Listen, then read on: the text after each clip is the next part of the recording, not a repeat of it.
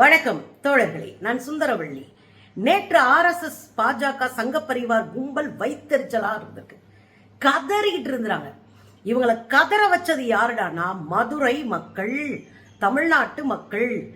பெரிய அளவுல 30 லட்சம் பேர் திரண்ட மதுரை சித்திரை திருவிழாவை பார்த்து கதறி கண்ணீர் விட்டுருக்கிறாங்க. எதுக்காக?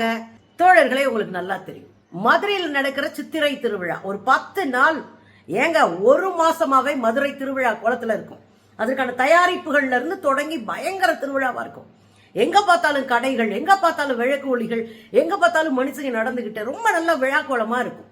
நீங்க இலக்கியங்கள்ல படிக்கிற ஒரு விழா கோலத்தை நீங்க பார்க்கணும்னா மதுரைக்கு வரலாம். சித்திரை திருவிழாக்கு, அந்த சித்திரை திருவிழாவில் ஒரு நாளும் ஒரு விழா, இந்த 10 நாளும் பயங்கரமா போகும்.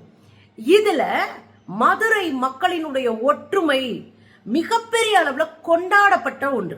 ஒட்டுமொத்த உலக நாடுகளும் கொண்டாடிட்டு இருக்கு மதுரை மக்களினுடைய சமய நல்லிணக்கத்தை. இங்க நீங்க பாத்தீங்க அப்படின்னா 30 லட்சம் பேர் வர்றாங்க. 30 லட்சத்துக்கும் மேற்பட்டவர்கள் கலந்துக்கிறாங்க இந்த திருவிழாக்கள்ல. இந்த விழாவில் கலந்துகிட்ட 30 லட்சம் பேருக்கு ஒருத்தர் கூட கீறல் கிடையாது. அப்படியே வர்றாங்க, சாமி கும்பிடுறாங்க, கொண்டாடுறாங்க, ஆடுறாங்க, பாடுறாங்க, வீடியோ எடுக்கிறாங்க, அப்படியே போறாங்க. யாருக்கும் எந்த பிரச்சனையும் இல்லாம இத்தனை லட்சம் பேர் வந்துட்டு போற ஒரு இடமா மதுரை சித்திரை திருவிழா இருக்கிறதா இவங்களுக்கு அதிர்ச்சியா இருக்கு. ஏதாவது ஒன்ன வச்சு கலவரத்தை தூண்டி இங்க எதையாவது பண்ணிடலாம்னு நினைச்ச RSS பாஜக சங்க பரிவார் கும்பலினுடைய கனவுல மண்ணள்ளி போட்ட நகரம் தான் மதுரை. இதுல நீங்க பாத்தீங்க அப்படின்னா அந்த காலத்துல எல்லாம் கூட்டு வண்டி கட்டிட்டு வருவாங்க. கூட்டு வண்டினா மாட்டு வண்டியில இந்த கூட அப்படி ரவுண்டா ஒரு கூடாரம் மாதிரி போட்டு அதுக்குள்ள எல்லாரும் உட்காந்துட்டு குடும்பமா மாட்டு வண்டியில வந்து அங்க தங்கி சித்திரை திருவிழா, ஆத்துல அழகர் இறங்குறது எல்லாத்தையும் பார்த்துட்டு குடும்பமா போவாங்க. நேர்த்திக்கடன் வைப்பாங்க, பொங்க வைப்பாங்க. இது எல்லாம் நடக்கும், காலங்காலமா நடக்குது. இன்றைக்கும் அது இருக்குன்னு சொன்னா நம்புவீங்களா? இன்னைக்கும் சித்திரை திருவிழாக்கு வண்டி கட்டிட்டு வர்ற வழக்கம் மதுரை மக்களிடம் இருக்கு. பாருங்க,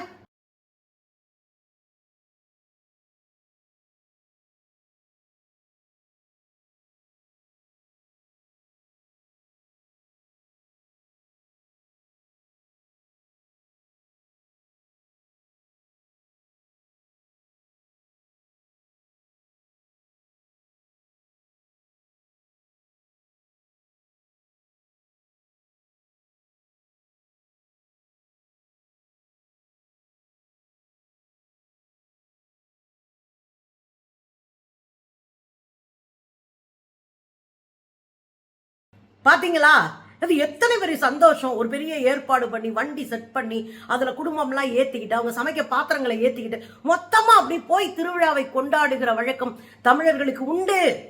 அதைத்தான் இந்த கூட்டு வண்டியில போறத காட்ட முடியும். நீங்க இங்க வர்ற இளைஞர்கள் இருக்காங்க, உலகம் பூரா எங்க இருந்தாலும் மொத்தமா வந்து சித்திரை திருவிழால மதுரையில வந்து இறங்கிடுவாங்க. அடிச்சு வைப்பு தான், டான்ஸ் தான். அதுவும் கள்ளழகர் இறங்குற அன்னைக்கு சொல்லவே வேண்டாம்.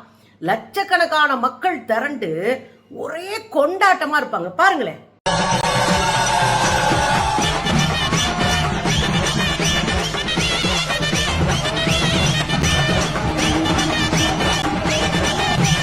நாங்கெல்லாம் சின்னதுல இந்த திருவிழாவில் போகும்போது எங்க ஆத்தா கூட போவோம். எங்க ஆத்தானா அம்மாவுடைய அம்மா.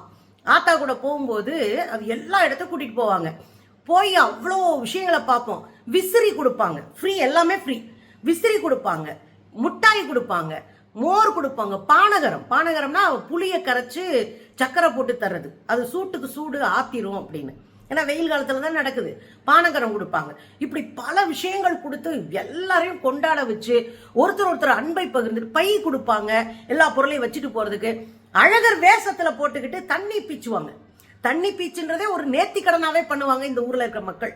அது என்ன தண்ணி பீச்சு? தோல் பையில, ஆட்டு தோலினுடைய பையில தண்ணியை நிரப்பிக்கிட்டு வர்றவங்க போறவங்க எல்லாம் அடிச்சு விட்டு போவாங்க. அதுக்கு என்ன காரணம்னா வெயில் கொடூரமா இருக்கும். அந்த வெயில்ல இந்த மக்கள் தங்களை இளைப்பாற்றிக் கொள்வதற்கு, நீர்ச்சத்து இல்லாம போகாம இருக்கிறதுக்கு இந்த அடிக்கிற ஒன்றையும் இந்த மக்கள் பின்பற்றுவாங்க.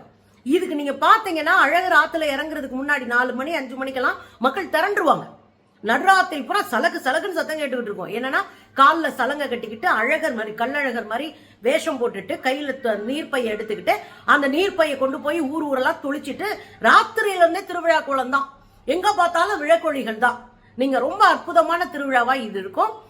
கள்ளழகர் திருவிழா அப்படின்னு ஏன் வருது? ஏன் அழகர் கள்ளழகரா வந்தாரு? கள்ளழகர் அப்படின்றது கள்ளர் என்கிற ஒரு சாதியை சேர்ந்த ஒரு இனத்தை சேர்ந்த மக்களை குறிக்கிற ஒரு சொல்லு. தேனூர்னு ஒரு சின்ன ஊர் இருக்கு இங்க சோழவந்தான் பக்கத்துல. அந்த ஊர்ல தான் முதல்ல கள்ளழகர் ஆத்துல இறங்குற திருவிழாவே நடந்திருக்கு. அழகர் ஆத்துல இறங்குற திருவிழா. அந்த அழகர் ஆத்துல இறங்குற திருவிழாவை தூக்கிட்டு வந்து இங்க நாயக்க மன்னர் திருமலை நாயக்கர் அவர் தான் இந்த சித்திரை திருவிழாவை உண்டாக்குனவர். அவர் என்ன பண்ணிட்டாரு, இது மக்களுக்கான பொது திருவிழாவா பெருசா மாத்திடுவோம் அப்படின்னு அங்கிருந்து அழகரை தூக்கிட்டு வந்து ஆத்துல இறக்குறாரு மதுரையில. இது தை மாசம் நடக்குது. தை மாசத்துல ஆட்கள் வரவு குறையா இருக்கு. ஏன்னா தை மாசத்துல நடவு இருக்கும், அறுவடை இருக்கும், இந்த மாதிரி நிறைய வேலைகள் இருக்கும். அதனால அங்க யாரும் வரலன்னொடனே சித்திரைக்கு இந்த திருவிழா மாற்றப்படுது.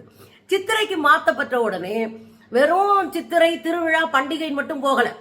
இது ஒரு 3 மதங்களின் நல்லிணக்க விழா. நீங்க சைவ கடவுள் தான் மீனாட்சி. சைவம் என்பது தனி மதம், வைணவம் என்பது தனி மதம்.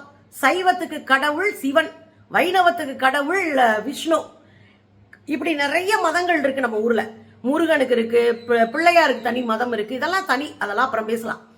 இங்க சண்டை போட்டுட்டு இருப்பாங்க. சைவமும் வைணவம் எப்ப பார்த்தாலும் சண்டை போடுவாங்க. நீங்க கமலஹாசனுடைய தசவதாரம் படம் பார்த்தா அதுல தெரியும். கல்லை கட்டி உள்ள இறக்குவாங்க சைவ மன்னர்கள், அங்க வைணவர்கள் உள்ள போவாங்க. இப்படி மாத்தி மாத்தி சைவம் வைணவம் அடிச்சுக்கிட்டது. இன்னைக்கு தான் இந்து மதம்ன்ற போர்வையில ஒன்னா இருக்கும். ஒரே இதுல போட்டு அடிச்சு விட்டாங்க, நம்மள மிக்சர் மாதிரி கலந்து விட்டாங்க. ஆனா அந்த காலத்துல சைவம் வேற வைணவம் வேற வேறையா இருந்தது. அப்ப சைவ மதத்தினுடைய கடவுள் தான் மீனாட்சியும் சொக்கநாதரும், வைணவ மதத்தினுடைய கடவுள் தான் இங்க அழகரும் சுந்தரவள்ளி. இவங்கெல்லாம் வந்து வேற வேற மதத்தை சேர்ந்தவர்கள். இதுல துலுக்க நாச்சியாரும் ஒரு கேரக்டர் வருவாங்க. அவங்க கள்ளழகருடைய காதலி அப்படின்னு வருவாங்க. இந்த 3 மதங்களை ஒருங்கிணைத்து சைவம், வைணவம், இஸ்லாம் எல்லா மதங்களையும் ஒருங்கிணைத்த ஒரு பண்டிகை தான் இந்த சித்திரை திருவிழா. இது திட்டமிட்டு உருவாக்கப்படுது ஒரு கதை வடிவத்துல. இது நடந்துட்டு இருக்கும் போதுதான் மே மாசம், அதுலயும் குறிப்பா சித்திரை மாசம் சித்திரை திருவிழாவை ஏற்பாடு பண்றாரு மன்னர் திருமலை நாயக்கர். அப்ப பாத்தீங்கன்னா அழகர் ஆத்துல இறங்குறப்போ அழகரை காணாம், என்னடா சிலைய காணாம் அப்படின்னு தேடுறாங்க. அப்ப மக்கள் கோவப்படுறாங்க. நீ எங்க ஊர்ல நாங்க இறக்கிக்கிட்டு இருந்த அழகரை தூக்கிட்டு வந்து இங்க பொதுமக்களுக்காக இறக்குறன்ற பேர்ல எங்களை இழிவுபடுத்துற, இது எங்க உரிமை அப்படின்னு மல்லு கட்டி அழகரை தூக்கிட்டு போயிடுறாங்க. இது பல முறை நடக்கவும் அவங்களை கூப்பிட்டு பேச்சுவார்த்தை நடத்துறாரு திருமலை நாயக்கர். பேச்சுவார்த்தை நடத்தும் போதுதான் அவங்க ஒரு கோரிக்கை வைக்கிறாங்க. சரி, எல்லாரும் சாமி கும்பிட்டோம், ஆனா அழகர் கள்ளழகரா வரணும், கள்ளர் வடிவத்துல வரணும், அழகர் கள்ளர் வடிவத்துல வரணும். அதனாலதான் அழகர் என்பவர் யாரு அப்படின்னா உங்களுக்கு விஷ்ணுவினுடைய அவதாரம், திருமாலுடைய அவதாரம், நிறைய கதைகள் படிச்சிருப்பீங்க. கையில சங்கு சக்கரம், காண்டீபம் இதெல்லாம் வச்சிருப்பார். ஆனா இங்க வர்ற கள்ளழகர் கையில வலையறி வச்சிருப்பார். அது என்ன வலையறி? இப்படி வளைவா இருக்கும், அடிச்சோம்னா பூமரான்னு சொல்றோம்ல, அதுதான். அடிச்சோம்னா போய் அடிச்சுட்டு திரும்ப வரும்.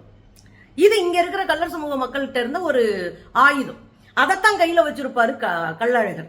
அப்ப அந்த மக்கள் பேசி ஒரு பைசலாகி ஒரு முடிவுக்கு வந்துதான் ஆத்துல கள்ளர் வேஷத்துல அழகர் இறங்குறாரு.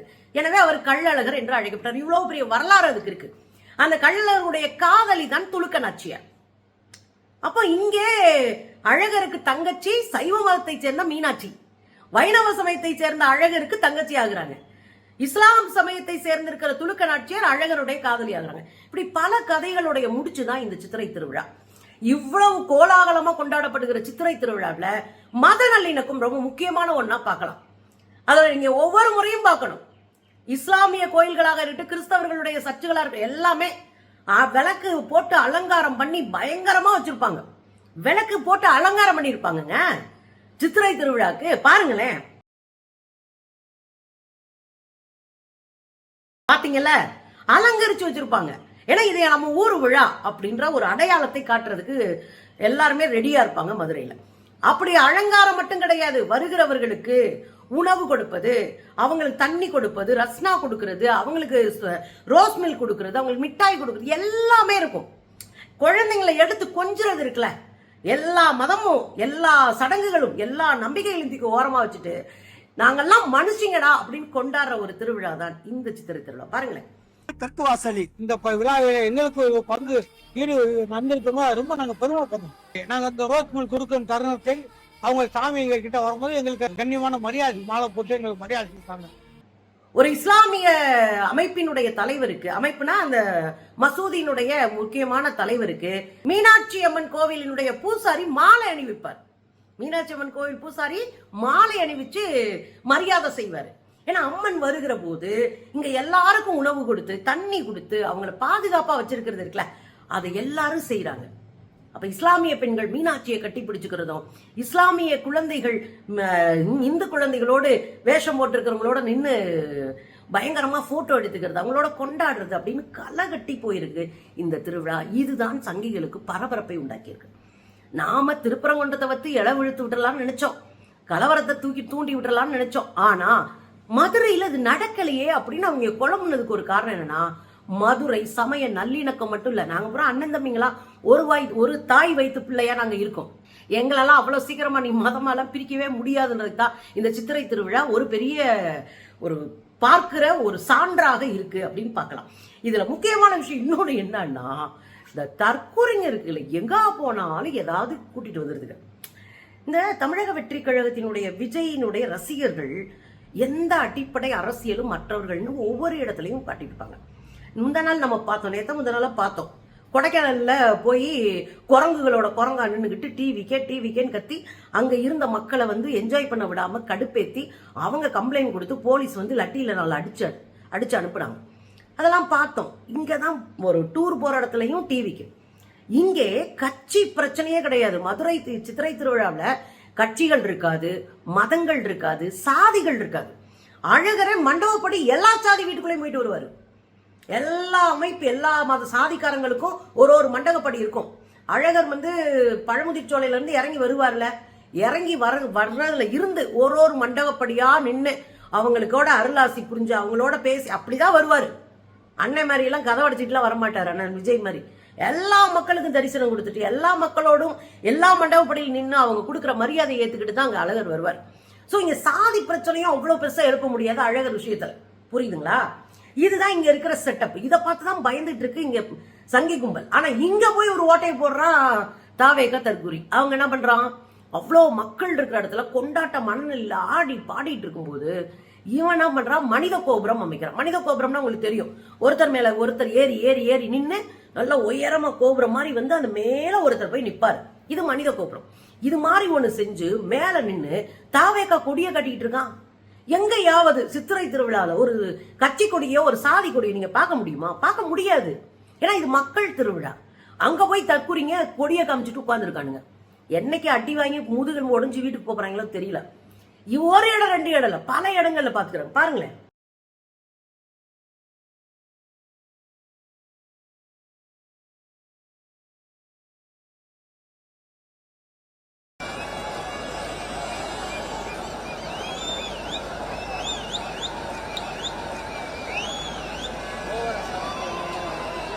பாத்தீங்கல்ல, இது என்ன மாதிரியானது? சட்டையை கழட்டிட்டு ஒரு பக்கம் ஆடுறது, அங்க மக்களுக்கு இப்ப எரிச்ச வர்ற மாதிரி அழகருக்கு பதிலாக டிவிக்கேன்னு கத்துறது.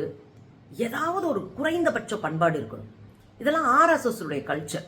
ஒரு 1000 பேர் 500 பேரை பார்த்துட்டு ஆர்எஸ்எஸ் காரன் பாரத் மாதா கி ஜெயின் கத்துவான். அதுக்கும் இதுக்கும் ஏதாவது ஒரு வித்தியாசம் இருக்கா சொல்லுங்க? பண்பட்ட அரசியல்னா என்ன? ஒரு பொது நிகழ்வு, ஒரு பொது விழா, ஒரு பொது பண்டிகையில அவங்க மனசு புண்படுத்தாம அவங்களுக்கு இடையூறு இல்லாம நம்மளும் சேர்ந்து நினைக்கிறது தான் பண்பாடு. இதுல கொண்டு வந்து ஒரு கொடியை காமிச்சு ஆடிட்டுனா நீங்க பண்படுத்துறதுக்கு வாய்ப்பே இல்லாத ஒரு கும்பல். சுத்தமா வந்து தண்ணியை தொளிச்சு ஊரை விட்டு தூக்கி எறிய வேண்டிய ஒரு கும்பலாத்தான் நீங்க எல்லாம் இருக்கீங்க. விஜய் வந்து கொஞ்சமாவது மூளை இருந்தா இந்த பசங்களை திருத்தணும். டூர் போற இடத்துல இங்க பண்டிகையில போரிடம் வரடம் அடுத்தவங்க கூட்டம் நடத்திட்டு இருந்தா அங்க போய் நின்றுகிட்டு டிவிக்கு, இதெல்லாம் அயோக்கியத்தனம், அநியாயம், அரசியலற்ற தற்குறித்தனம். இதை திருத்துறதுக்கு கொஞ்சம் கூட ஒரு வார்த்தை கூட விஜய் பேச மாட்டாரு. ஏன்னா இந்த தற்குறித்தனம் தான் விஜய்க்கு பாதுகாப்பு. இந்த தற்குறித்தனம் தான் விஜயை தலைவரா நம்ப வைக்கிற ஒரு இடம்.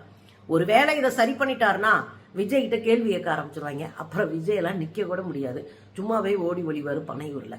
ஸோ இத்தனை பெரிய பண்டிகையில இவனுங்க ஒரு ஆளுங்க ஒரு குரூப் நின்றுக்கிட்டு உடசலை ஏற்படுத்துறது எரிச்சலா இருந்தது இந்த பண்டிகை பார்க்க. இந்துக்கள்ன்ற போர்வையில தமிழ்நாட்டுக்குள்ள எப்படியாவது கால் பச்சலாம் நினைச்சா மதுரை மக்கள் என்னன்னா டன்னா மண்ணள்ளி கொட்டி சங்கிகளினுடைய மூஞ்சியில கரிய பூசி அனுப்பி இருக்கிறாங்க. ஏன்னா நாங்கெல்லாம் அண்ணன் தம்பிங்கடா.